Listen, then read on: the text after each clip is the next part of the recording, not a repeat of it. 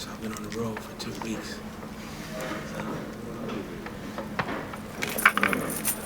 I'm Pauline from Our World Media. What was the transition like? After spending 10 years in federal prison, it was a transition in terms of readjusting to society. But I knew at that point in my life, when I came home in '96, that I was armed with a skill set and the mindset has changed, and I was on a mission to become a chef. And never chasing celebrity or fame. I just was blessed with some great teachers in prison, and when I came home and was taught classical French cooking, which took me to the helm of great kitchens from the Hotel Bel Air, L'Ermitage in Beverly Hills, and first African American and convicted felon chef at Bellagio in Las Vegas, with no culinary degree, just gifted in, flavor and cooking and managing people. Who gave you your first opportunity? A black British chef by the name of Robert Gatsby, who worked for Thomas Keller for 10 years at Raquel and Checkers in LA. And he worked for some of the top chefs all around the world. And he gave me a shot washing dishes. And he taught me the inner workings of high-end kitchens. And that was the foundation to me getting all these great opportunities I've had over the years. Thank you very much. Greg Turner from Entrigue Magazine. Do you have any programs for young Yes. young men who just Challenge young people. Yeah, to set them up to have the same opportunities you had? Yeah. Well, I monthly I'm in juvenile facilities, federal and state prisons all over the country. I've been at Rikers Island, all the federal joints, state joints, working with young people, especially young kids who come from troubled backgrounds. Right. And I always say, don't take the hustle from the youngsters, change the product. Exactly. And they adhere to what I do, and because I've been hustling my whole life. I grew up in poverty, South Central LA, and just never really had a dream. The dream was to one day get the house on the hill with a white picket fence for my mother. And coming up in the 80s in Los Angeles when crack cocaine, took the country like a plague, I was one of them youngsters that got caught up in that lifestyle. But as I tell the story and I work with young people, I grew up in prison. Prison saved my life. I was 23 when I went in, and I was able to find myself and find some foundation and some footing. And I'm 51 now, so I've been out 19 years, October the 2nd. So I'm always working with young people. I wrote a book called Cook from the Streets to the Stove, and Will Smith and Sony's turned that into a motion picture film. My latest book, If You Can See It, You Can Be It, based on the 12 Street Smart Recipes for Success. What I try to do with youngsters, especially young kids who get involved in selling. I mean, when you grow up in the inner city, survival is a gift that you can't teach a person. You learn that every day. So I say, become a hustlepreneur. Add entrepreneurship, legitimacy to the hustle, because poverty, the hustle is born out of poverty. And I say, don't stop kids from hustling. Let them have that gift to have that sixth sense, to see things, to sell, to market, gift to gab, but just change the product and do it the right way to avoid going to prison.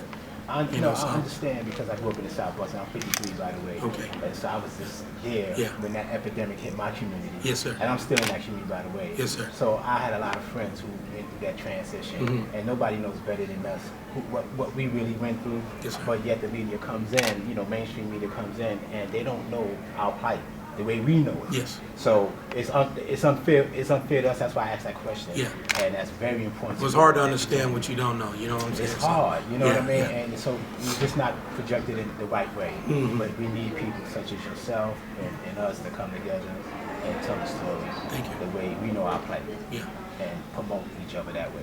But thanks for that response, Thank because you. I got more than what I expected. Thank you. And I've used all of my platforms to help young people, kind of like see the light and see value in themselves, especially young people who's uneducated. I earned my GED in prison, so I didn't do well in public education because I didn't really see the value in it, because no one connected education and money to the American dream.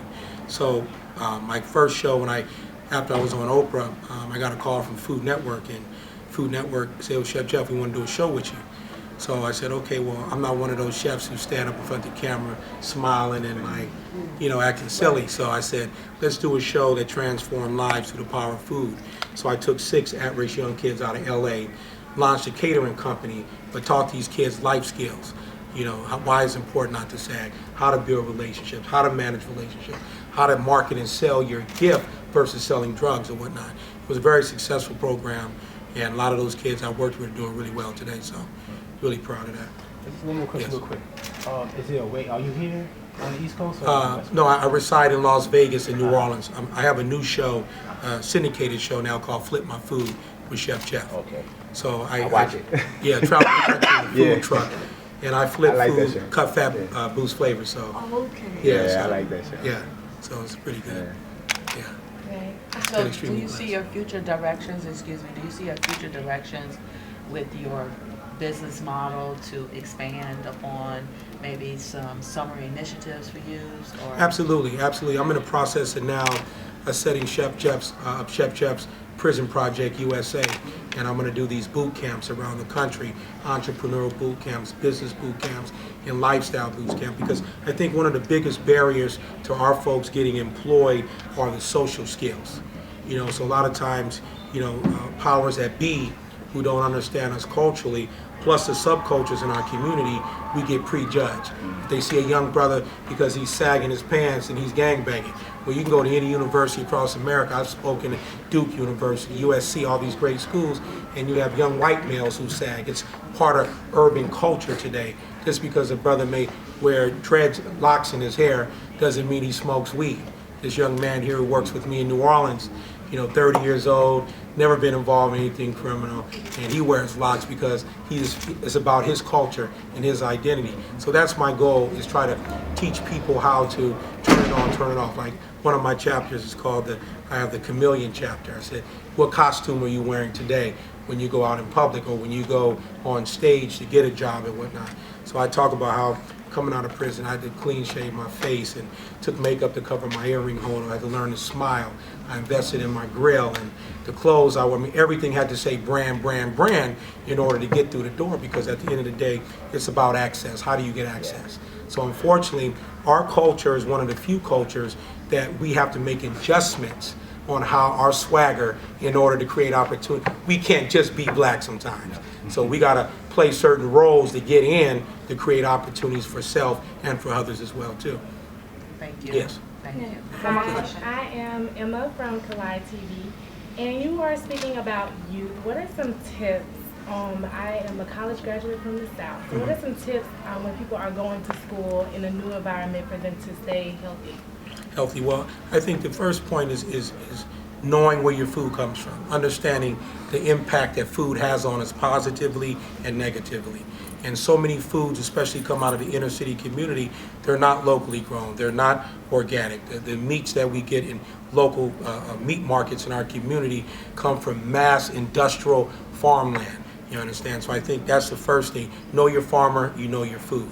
So really looking at the labels, understanding what we're putting in our body, that's one thing that as a people that we don't do. So through my show, Flip My Food, I try to focus on, if we have fats or you have a cheat day, you eat good fat.